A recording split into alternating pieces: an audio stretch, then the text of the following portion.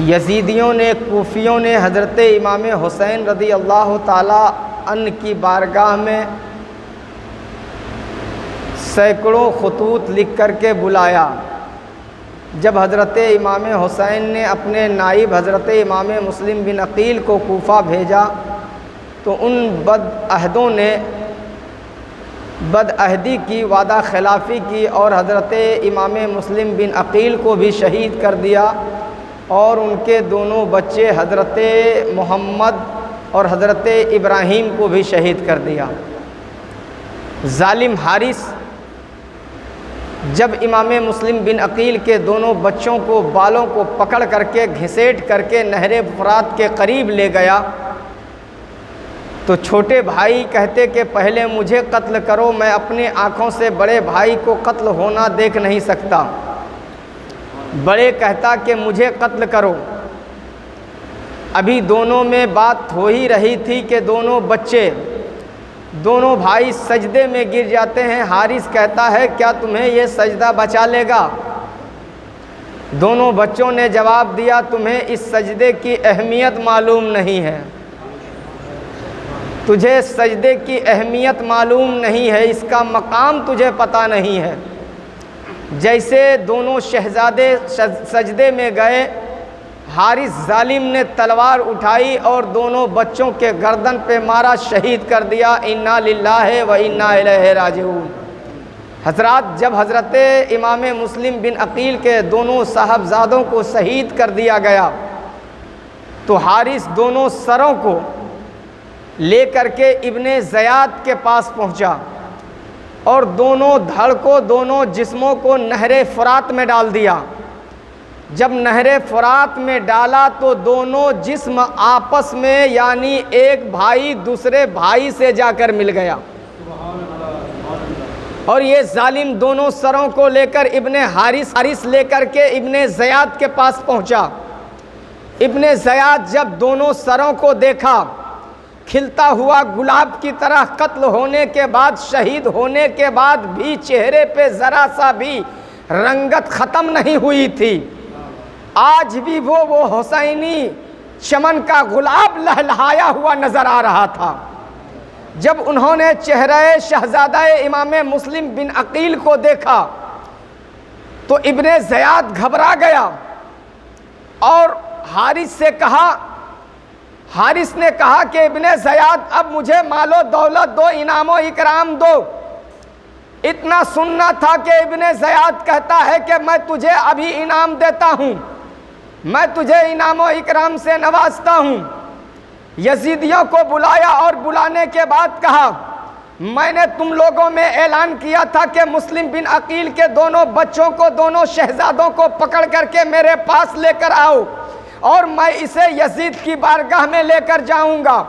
लेकिन दोनों बच्चों ने पहले ही कहा था अगर कोई ऐसा मामला है तो चलो इब्ने ज़याद के पास मुझे लेकर चलो, मैं उनसे बातें करता हूँ।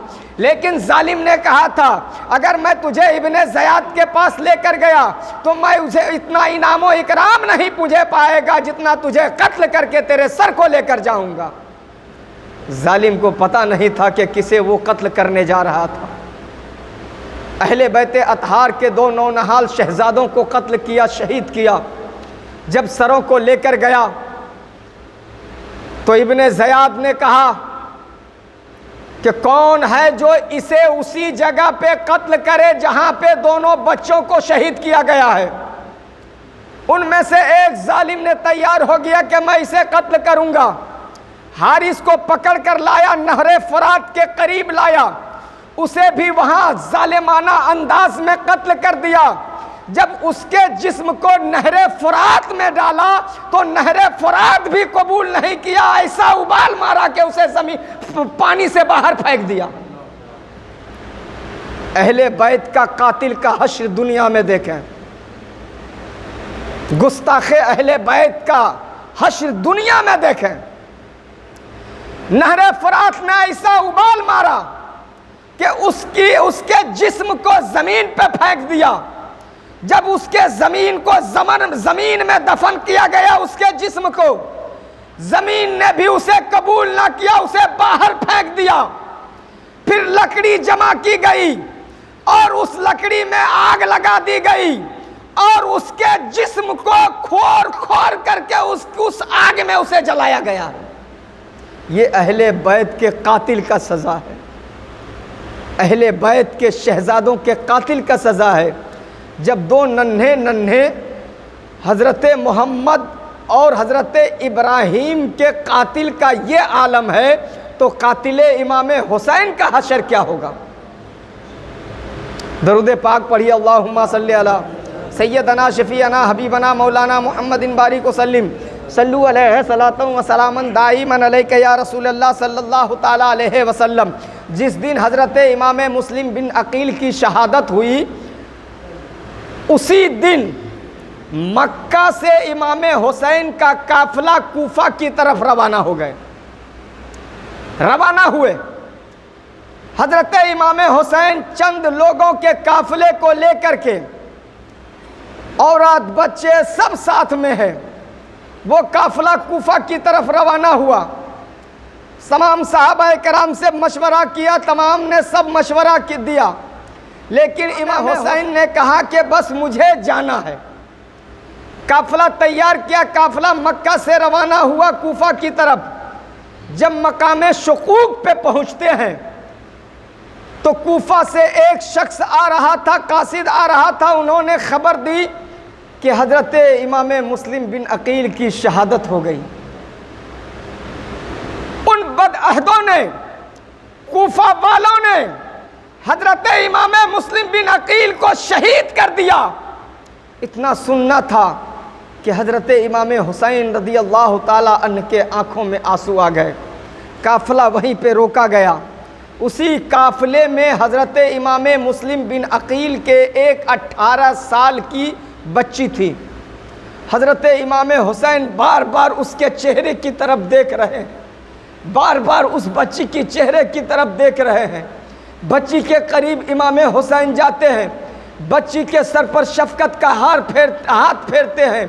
जैसे बच्ची ने यह यतीमाना अंदाज देखा, बच्ची ने हजरत इमाम हुसैन से सवाल कर बैठी कि बाबा जान, मेरे आका इमाम हुसैन, आज मेरे ऊपर इस तरह शफकत का हाथ फेर रहे हो जिस तरह किसी यतीम पे फेरा जाता है। आज मेरे ऊपर इस तरह प्यार बरसा रहे हो जिस तरह किसी यतीम से किया जाता है। कहीं मैं यतीम तो नहीं हो गई हूँ? कहीं मेरे बाबा जान को जालिमों ने कत्ल तो नहीं कर दिया है? कहीं मेरे बाबा जान को शहीद तो नहीं कर दिया गया है? इतना सुनना था कि हजरत इमाम हुसैन बेइख्तियार रो पड़े और रोते हुए हजरत इमाम मुस्लिम बिन अकील के बच्ची के सर पे हाथ रखते हैं और फरमाते हैं, बच्ची घबराने, बेटी घबराने की जरूरत नहीं है। आज से तू मुझे अपना बाप मान लो और मेरी बहन ज़ैनब को आज से तू अपनी माँ मान लो, और मेरे बच्चे अली असगर, अली अकबर, औसत इमाम ज़ैनुल आबिदीन और मेरे भांजे आना मोहम्मद को अपने भाई मान लो। आज से मैं तेरा बाप हूँ और तेरी माँ हज़रत ज़ैनब है और तेरे भाई मेरे बच्चे हैं। कहा, बच्ची बेटी घबराने की जरूरत नहीं है, सब्र करो, सब्र से काम लो। इतना सुनना था कि काफिला में एक कोहराम मच गया, काफिला में एक हंगामा मच गया। हजरत इमाम मुस्लिम बिन अकील के भाइयों ने सुनने के बाद ज़ारो कतार रोने लगे। उसी वक्त हजरत इमाम हुसैन ने एक खुतबा बयान किया, एक छोटी सी तकरीर फरमाई और कहा कि ऐ लोगो, मैं देख रहा हूँ कि वहाँ पे जाने के बाद हमारी जान की हिफाजत नहीं है। अब यहाँ से जो जाना चाहता है वो जा सकता है मेरे साथ, जो वापस लौट सकता है। उससे मेरी कोई शिकायत नहीं होगी, मुझे कोई तकलीफ़ नहीं होगी, मुझे कोई रंजो अलम नहीं होगा। जो जाना चाहता है जा सकता है मेरे साथ, और जो यहाँ से लौटना चाहता है लौट सकता है। तारीख़ में मुअर्रिख लिखता है को जो इधर उधर से साथ काफिला में हुआ था, कुछ लोग निकल पड़े, लेकिन उनमें से हज़रत इमाम मुस्लिम बिन अकील के भाइयों ने कहा कि आका हुसैन अब तो मैं यहाँ से वापस नहीं जा सकता, इसलिए कि मैं ये कूफियों ने, यजीदियों ने मेरे भाई इमाम मुस्लिम बिन अकील को शहीद किया है। मैं आखिरी दम तक उनसे लड़ूंगा और अपने भाई के खून का बदला लूंगा। तमाम काफिला अब वहाँ से इत्माम हुज्जत के बाद हजरत इमाम हुसैन के साथ ये काफिला आगे बढ़ता है। काफिला आगे बढ़ता गया, काफिला आगे बढ़ता गया। जैसे इब्ने ज़ियाद को पता चला कि हजरत इमाम हुसैन रदी अल्लाह ताला अन तशरीफ़ ला रहे हैं, हूर बिन रुबाही को 1000 लश्कर लेकर के एक जगह खेमा लगाते हैं। खेमा लगाने के बाद जैसे करबला के करीब, अभी करबला नहीं पहुँचे हैं, जैसे पता चलता है इब्ने ज़ियाद को, इब्ने ज़ियाद ने 1000 लश्कर लेकर हूर इब्ने रुबाही को भेजा। हज़रत हूर आते हैं और आने के बाद इतना काफ़िला को देखते हैं, इमाम हुसैन अपने एक कासिद को भेजते हैं कि जाओ देख कर आओ ये काफ़िला कैसा है। उसी दरमियान में हज़रत हूर हज़रत इमाम हुसैन के पास खुद ही पहुंच जाते हैं और फरमाते हैं कि आका हुसैन इब्ने ज़ियाद ने मुझे 1000 लश्करी लेकर के आपको कैद करके अपनी बारगाह में बुलाने के लिए भेजा है, लेकिन आका हुसैन ये हाथ मेरे तबाह बर्बाद हो जाए, मैं आले रसूल को इन हाथों से कैद कर सकता हूँ। आका हुसैन आप कहें क्या कहना चाहते हो? हज़रत आका हुसैन फरमाते हैं ऐ हूर, मैं आया नहीं हूँ, तुम्हारे यहाँ के तुम्हारे काफ़िले में कुछ लोग ऐसे भी मौजूद होंगे जिन्होंने खुद ही खत लिखा है और मेरी बारगाह में भेजा है। देख ये मेरे पास खतूत है, मैं तुझे पढ़ के सुना रहा हूँ। हज़रत हुर फरमाते हैं आका हुसैन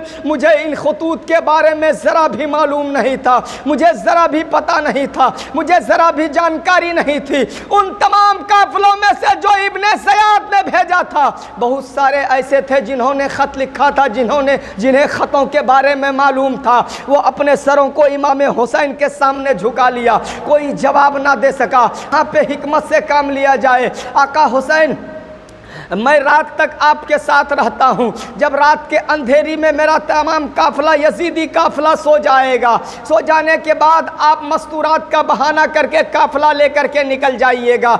ये हज़रत इमाम हुसैन और हज़रत हुर में बात तय हो गई है। जब तमाम काफ़िला यजीदी सो गया, हज़रत इमाम हुसैन रदी अल्लाह ताला अन्हु अपने काफ़िला को लेकर के निकलने के बाद रात के सन्नाटे में, रात के अंधेरी में निकलते हैं। निकलने के बाद लेकिन रास्ता भटक जाते हैं, पता ही नहीं चलता है। जब सुबह होती है तो एक हौलनाक मैदान में जाकर के हज़रत इमाम हुसैन पहुंचते हैं। जब वहां पहुंचते हैं खेमा लगाने के लिए, जब ज़मीन को खोदा जा रहा है तो ज़मीन से खून निकल रहा है, दरख्त से लकड़ी तोड़ी जा रही है, तो उस लकड़ी के तोड़ने से, उस लकड़ी से, उस दरख्त के पत्तों से खून के फव्वारे फेंक रहे हैं। इतना देखने के बाद हज़रत इमाम हुसैन फरमाते हैं अपने साथियों से, ऐ मेरे साथियों तुझे पता है, किसी को मालूम है कि इस जगह का नाम क्या है? किसी ने कहा हुजूर हाँ इस जगह का नाम मारिया है, इस जगह का नाम मारिया है। कहा इसका दूसरा भी कोई नाम है?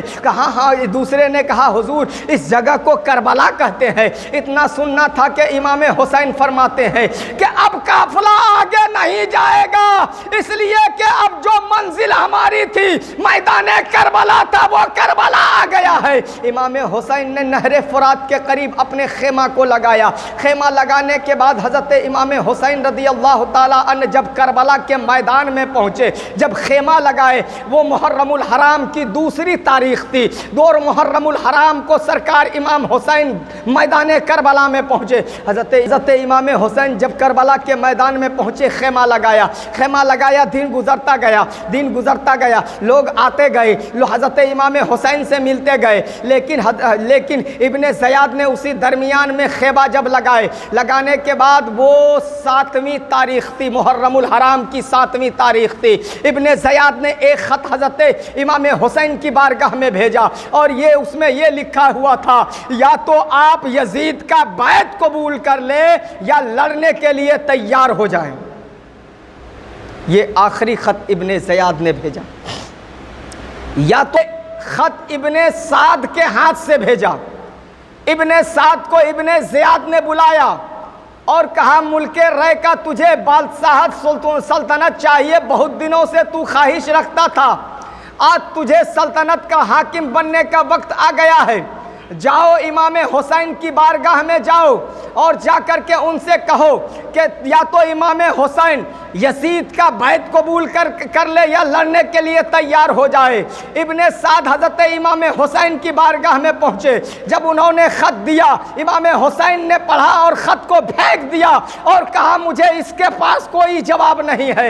इब्ने साद और हज़रत इब्ने साद और हज़रत इमाम हुसैन से गुफ्तगू होती है। इब्ने साद से इमाम हुसैन फरमाते हैं, ऐ इब्ने साद तुझे पता है कि मैं आया नहीं हूँ, तुम्हारे साथियों ने मुझे खतूत दे करके बुलाया है और मुझे पता है कि तू बदअहदी में बड़ा मशहूर है और तूने बदअहदी कर दिया है। मेरे मेरे मेरे भाई हज़रत इमाम मुस्लिम बिन अकील को तुम लोगों ने शहीद कर दिया है। मुझे तेरे हालात मालूम हो गए हैं, लेकिन फिर भी मैं तुझे कहता हूँ, फिर भी मैं तुझे बताता हूँ कि अगर तुझे आना यहाँ गवारा नहीं है तो ऐसा करो, अगर तुझे कोई तारुज़ नहीं है तो अब मैं यहाँ से वापस लौट जाता हूँ, मैं यहाँ से वापस चला जाता हूँ, मैं यहाँ से वापस मदीना शरीफ चला जाता हूँ। इतना सुनने के बाद इब्ने साद ने इब्ने ज़याद से कहा कि इमाम हुसैन रज़ियल्लाहु ताला अन्हु ये कह रहे हैं कि मैं आया नहीं हूँ, मुझे बुलाया गया है और ये तुम्हारे खतूत हैं देख लो, ये तुम्हारे लिखे हुए खतूत हैं देख लो। और मुझे उन्होंने पढ़ कर के सुनाया है और उन्होंने कहा कि अगर तुझे आना गवारा नहीं है, तुम अगर मुझे हाकिम नहीं, तो अगर तुम मुझे अमीरुल मोमिनीन नहीं मानना चाहते हो तो मुझे अपनी हालत पे छोड़ दो, मैं यहाँ से वापस फिर मदीना चला जाता हूँ। तो इब्ने ज़याद गुस्से में आ गया, कहा ज़ालिम मैंने तुझे गुफ्तगू करने के लिए नहीं भेजा था, मैंने तुझे सुलह करने के लिए नहीं भेजा था, मैंने तुझे ये कह के भेजा था उनसे बस दो बात का जवाब सुन लो, या तो यजीद के बैत कबूल कर ले या फिर लड़ने के लिए तैयार हो जाए,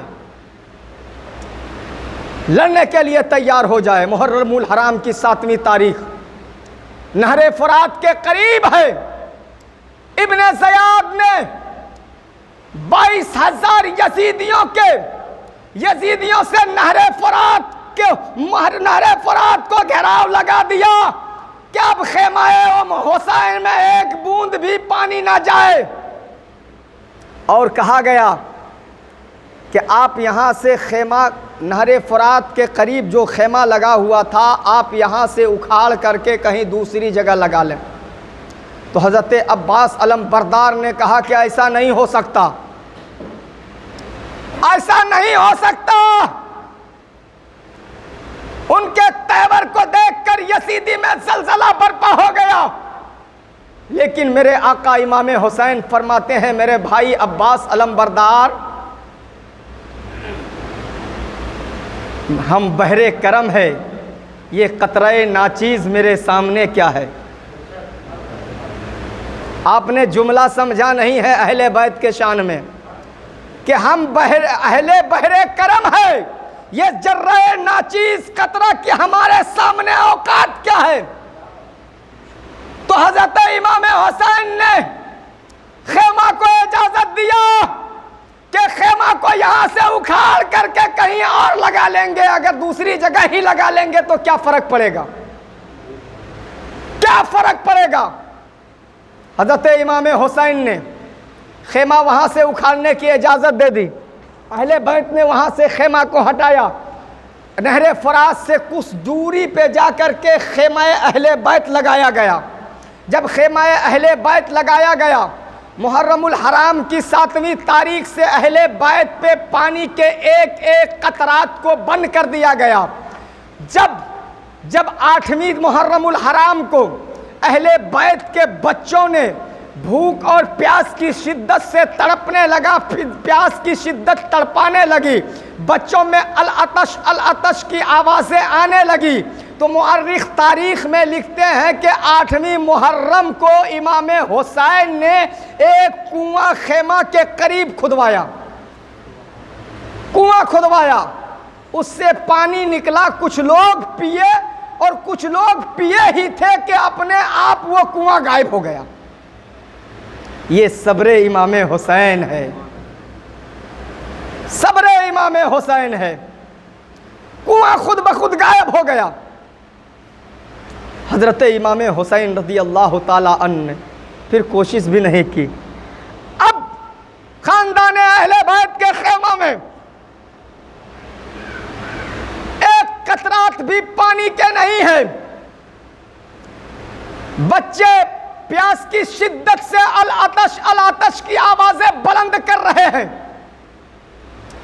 और उधस इब्ने ज़ियाद हजारों के लश्करों को ले इमाम हुसैन की बारगाह में भेजा कि इमाम हुसैन से कहो बस दो ही जवाब है, या तो यजीद का बैत कबूल कर ले या फिर लड़ने के लिए तैयार हो जाए।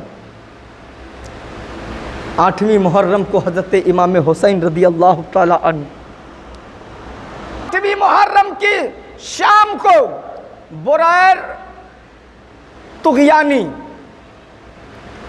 ये इब्ने साद के पास पहुंचा और पहुंचने के बाद जो काफिला का सिपह सालार था, सरदार था, उनके पास पहुंचा तो तुग़यानी से इब्ने साद कहता है कि तुग़यानी हमदानी क्या तुम मुझे मुसलमान नहीं समझते हो? यह सवाल किसने कहा? इब्ने साद ने किया। किससे? हमदानी से, बुरैर हमदानी से। तो हमदानी ने कहा तू अपने आप को मुसलमान कहता है और मुसलमान होने का पास देता है और तुझे अहले बैत का ज़रा सा भी फिक्र नहीं है। तू नहरे फुरात पे पहरा लगा दिया है, अहले बैत के खेमे में बच्चे पानी के लिए तड़प रहे हैं और तू अपने आप को मुसलमान कहता है, अपने आप को मुसलमान कहता है।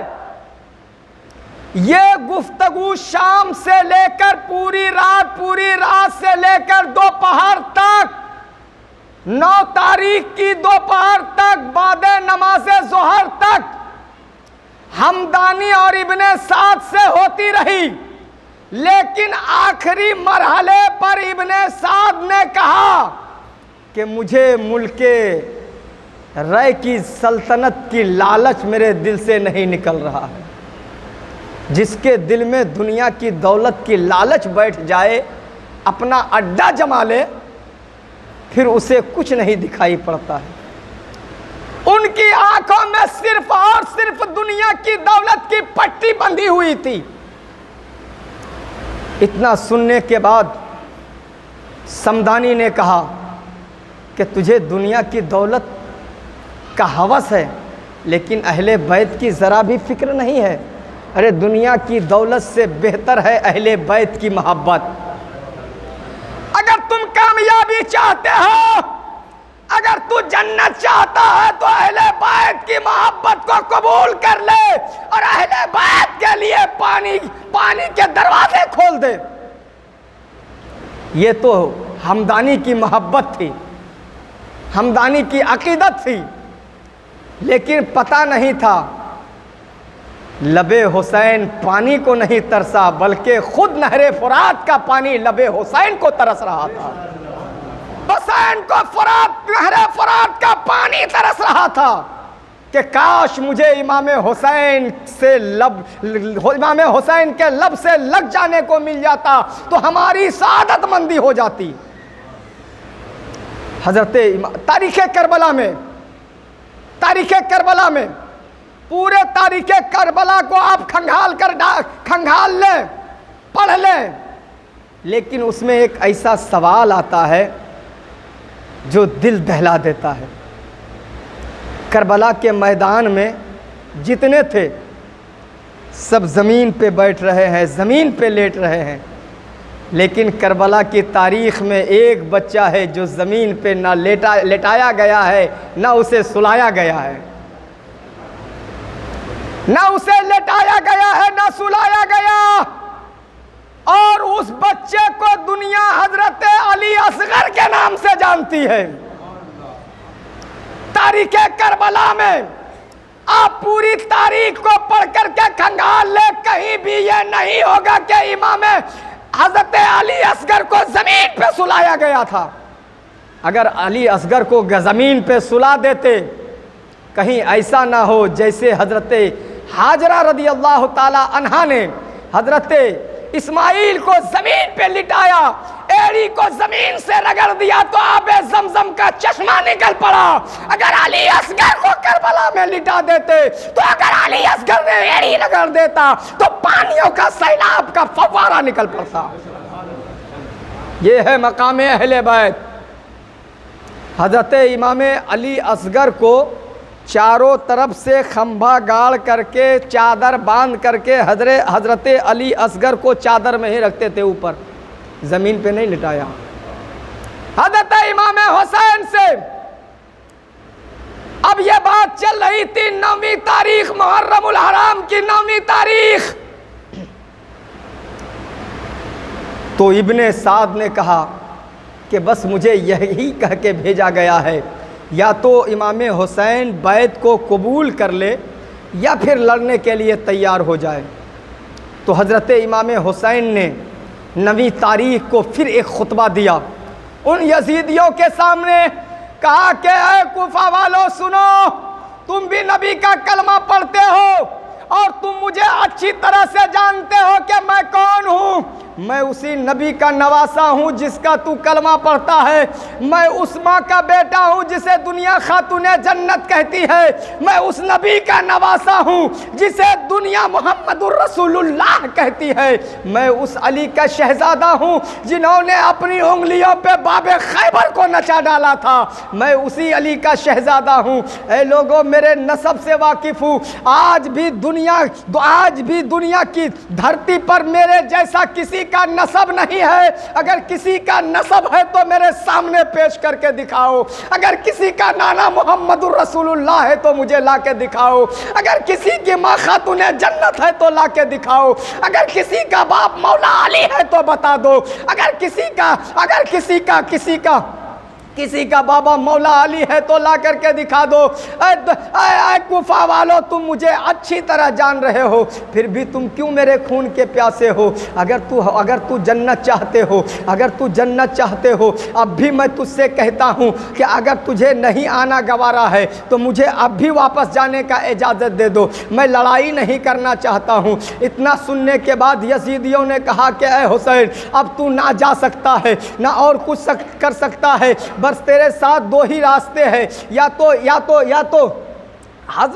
तो यजीद की बैत को कबूल कर लो या फिर लड़ाई के लिए तैयार हो जाओ, जंग के लिए तैयार हो जाओ। ये बात चलती रही। 9वीं तारीख की शाम होती है। हज़रत इमाम हुसैन रदी अल्लाह ताला अन्हु, इमाम अली मकाम रदी अल्लाह ताला अन्हु रात के सन्नाटे में रात भर रब की इबादत कर रहे हैं, कुरान की तिलावत कर रहे हैं, कुरान नमाज़ें अदा कर रहे हैं, नफली इबादत पढ़ रहे हैं। और इसी दरमियान में हज़रत आका हुसैन की आंख लग जाती है। जैसे आका हुसैन की आंख लगती है, उधर नाना जान मोहम्मदुर रसूलुल्लाह की ज़ियारत होती है। नाना जान मोहम्मदुर रसूलुल्लाह अपने आका हुसैन को अपने गोद में इस तरह लेते हैं जिस तरह एक बच्चे को गोद में रह करके सर को सहलाया जाता है। हज़रत आका हुसैन को नाना जान लेते हैं, मोहम्मदुर रसूलुल्लाह गोद में लेते हैं। कहते हैं बेटा तुम घबराना मत, तब सब्रो तहम्मुल का दामन को पकड़े रहना। बेटा तुम घबराना मत, जन्नत तुम्हारे लिए सजाई गई है और जन्नत के दरवाजे पर तुम्हारे बाबा हजरत अली और तुम्हारी माँ खातूने जन्नत इंतजार कर रही है। जन्नत की हूरें तुम्हारी इंतजार कर रही है। बेटा घबराना मत, कल तू मेरे पास आएगा और कल तू मेरे साथ खाना खाएगा। बेटा घबराना मत, कल मेरे साथ तू हौज़े कौसर से पानी पिएगा। बेटा घबराना मत, सब्र करना। बात बेटा, मेरे 9वीं तारीख की शब है। जैसे हज़रत इमाम हुसैन की आँख खुलती है,